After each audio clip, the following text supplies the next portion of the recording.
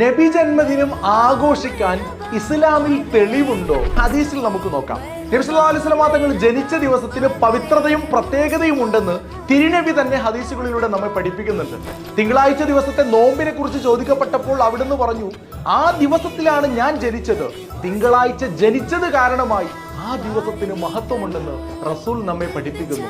അനസ് റളിയല്ലാഹു അൻഹു റിപ്പോർട്ട് ചെയ്യപ്പെട്ട മറ്റൊരു ഹദീസിൽ കാണാം, നുബുവത്തിന് ശേഷം തിരുനബി സല്ലല്ലാഹു അലൈഹി വസല്ലം തങ്ങൾ അവിടുത്തെ പേരിൽ സ്വയം അഖീഖത്ത് അറുത്തിട്ടുണ്ട്. തിരുനബി ജനിച്ച 7-ാം ദിവസത്തിൽ തന്നെ അവിടുത്തെ പേരിൽ ഉപ്പാപ്പ അബ്ദുൽ മുത്തലിബ് അഖീഖ അറുത്തതായിട്ട് നമുക്ക് കാണാം ചരിത്രത്തിൽ.